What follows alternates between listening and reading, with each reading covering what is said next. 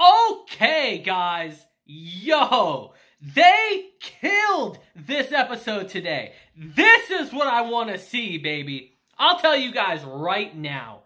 This episode is way better than last week's. Sorry, Renji fans. Y'all got done dirty. But I guess Renji kind of does in every scene he's in, so you should be used to it by now. But man, they really did Rukia justice in this episode. I love it so much. Because I've always loved her Bankai. I always thought her Bankai, design-wise and power-wise, is actually really cool. And I think they absolutely killed it today, man. I'm actually really hyped up. But we will have something to talk about at the end of this video. Just saying. A little critique.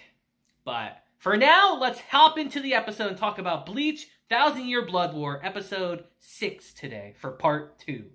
So our episode begins today with us seeing Ichigo, his training complete, heading to the Sarate to go be our MC and save the day. As we hear, he's become a true Soul Reaper, and one who has surpassed that of an ordinary Soul Reaper as well.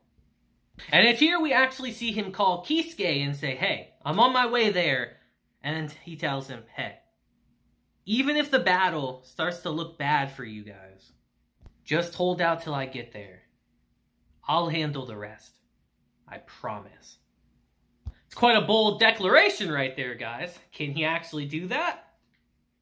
Only time will tell. And it's here as we transition to Rukia surveying the Sarate, guys. Things are about to get a little spooky as we suddenly hear, are you scared? Because as for me, I'm quite lonely. As we see that As Know It has appeared before Rukia. As he says, you're Byakuya Kuchi's younger sister, aren't you? Where is Byakuya Kuchi, by the way? Do you think he'll come here if I kill you? As Rukia tells him, perhaps he will. And as their battle begins and Rukia blocks his attack, he just tells her, it's useless. Fear can't be blocked by ice. And as the fear reaches her body and touches her, he tells her that is fear. Because remember, guys, he's Stern Writer F. He gives people fear. That is his ability. He revels in making people afraid. As Rukia says, so this is fear, huh? But then asks him, what is it that you fear? As she adds, perhaps fear having no effect on someone is your fear? As he tells her, that's not possible. But Rukia just tells him flat out, that's not possible. If you truly think that, then point those thorns at me once more. Find out. As she tells him, behold and tremble with fear.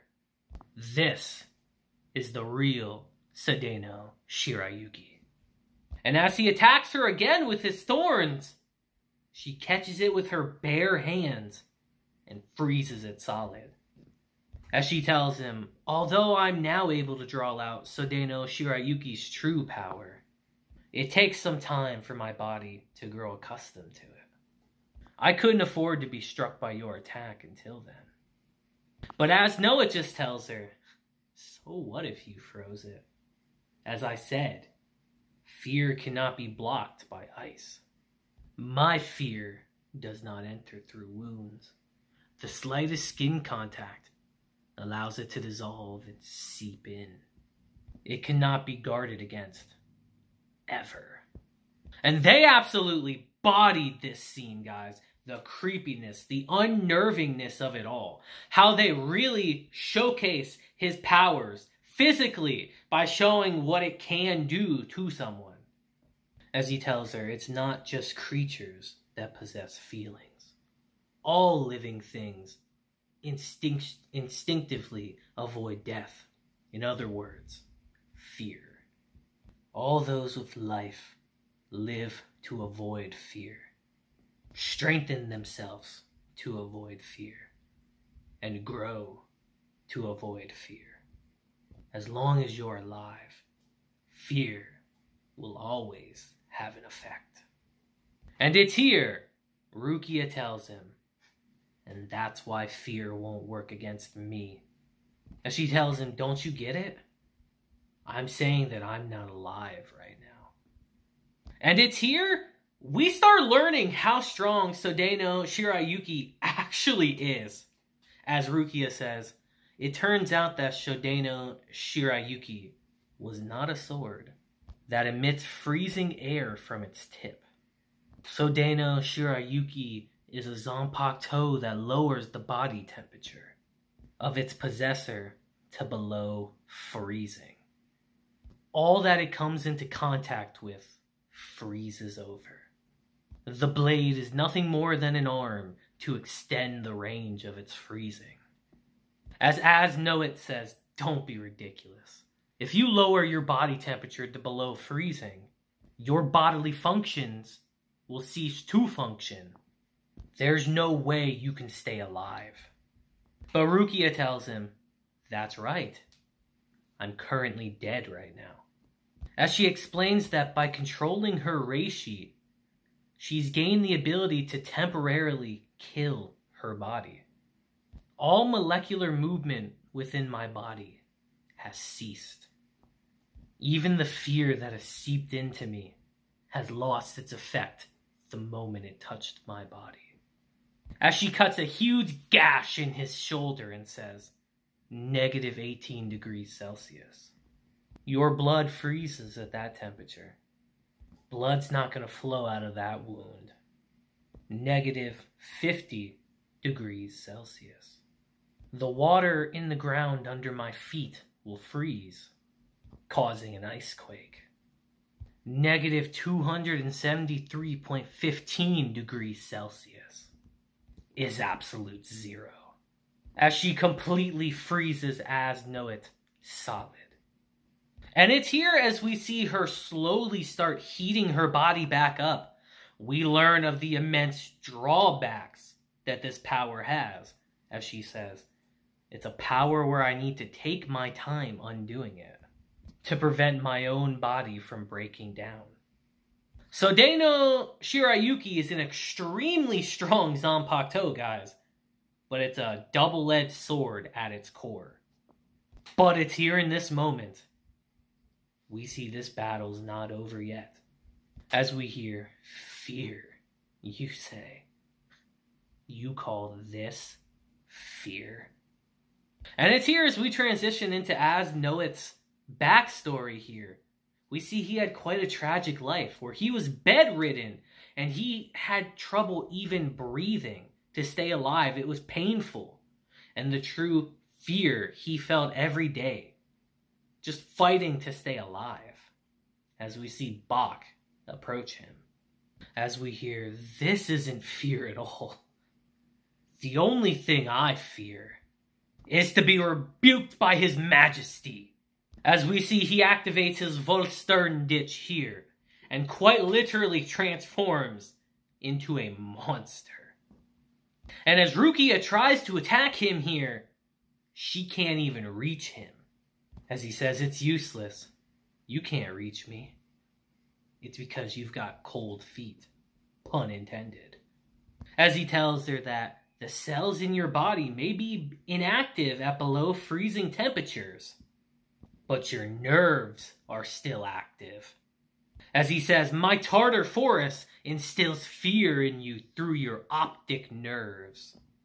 Basically, if you look at him, then his fear is already in you. And it's here we see his power on full display as he says, everywhere you look, you shall see my eyes. Your nerves cannot escape me. Fond memories may last in your heart, but bad memories last even longer. And as we see the fear quite literally crawling over Rukia, we hear, now I shall burn away your soul with your past fears. As she literally screams in horror. And it's here at the last second we see one of my biggest problems with the 1,000-Year Blood War show up. And his name is Byakuya, saving Rukia. Gotta admit, this man looks elegant as hell right here, though.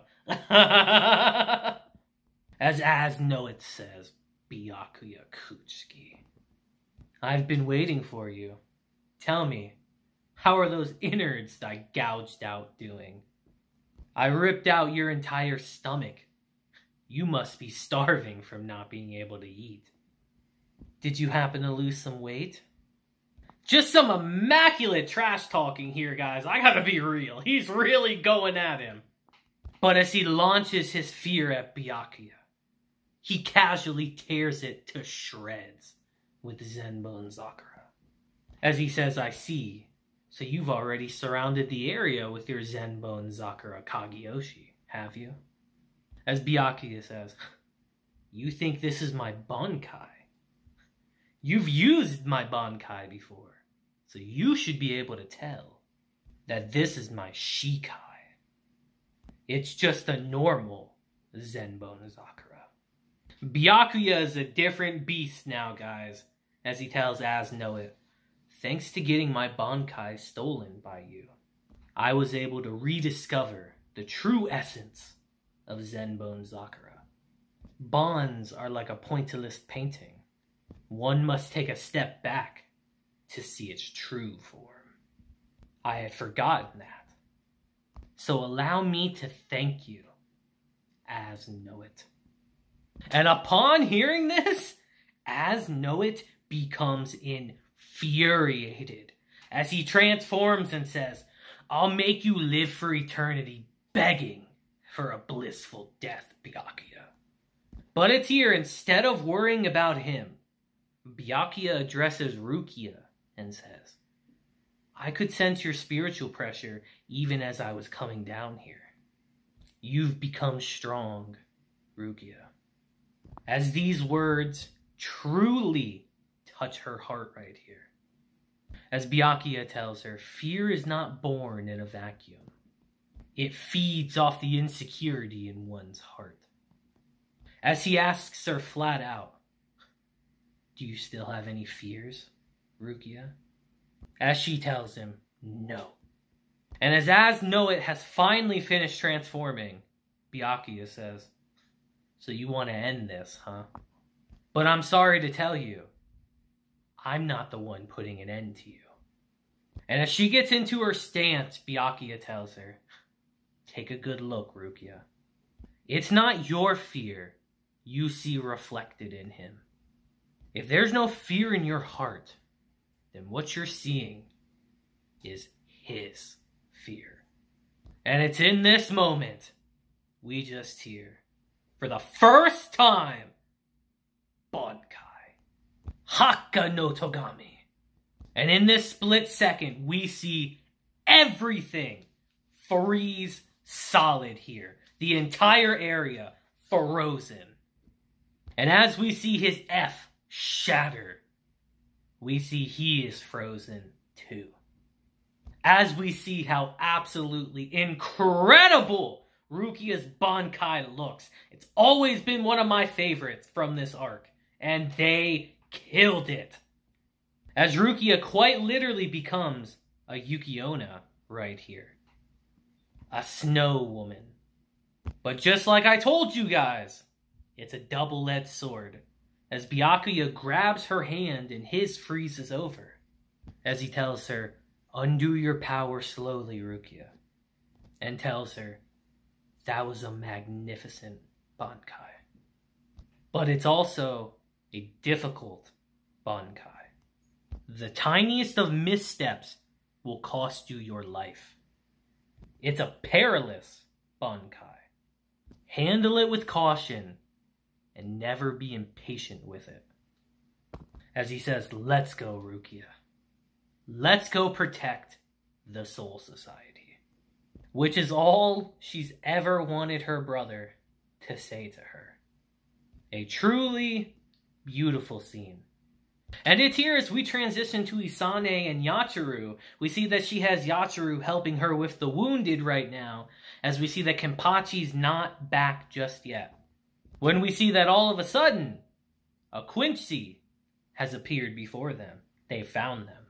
As Yatsuru pretty easily punches him in the face. But it's here we see he disappears, and that they even forget that he was there. As we suddenly see Yatsuru get punched in the face, and we hear, "My presence will completely disappear from your sight and mind." And with that, our very cold episode ends. And again, guys, I think they killed this episode. I think they did a great job with it. But I'm going to tell you right now, one of my biggest problems with the 1,000-Year Blood War arc is, you guessed it, Byakuya. I don't know if you know this story at this point, but it's pretty infamous, honestly, that Byakuya was supposed to die in the first part. Like when As Know It beat him, he was supposed to die there. But Kubo got so much hate from the fans, got so many letters saying how much people hated it, that he chickened out and brought him back. And I think that kind of ruins a lot of stuff. I love Byakuya, don't get it twisted. I really do. He's a great character. But think how great this scene could have been if Rukia could have stood on her own for once, without anyone there to help her, stood on her own and avenged her brother right here. How amazing that would have been. Instead of Byakuya literally having to come save her, because he did, and give her a little pep talk so she can do it. I don't know, it's just, authors should never have to change their work because of fans, guys. Let me say that. But I don't like that Byakuya survives, honestly. I think that is kind of dog shit, frankly. But it is what it is at this point, and we still got this amazing episode with Rukia, nonetheless, with her finally getting her awesome Bankai. So I'd love to hear your thoughts on this episode down below, because I think it was quite a cold episode. But again, until next time, guys, I hope you guys have a great day, week, month, and year. And until then, deuces, have a blessed day, and I'll see you guys next time. Deuces.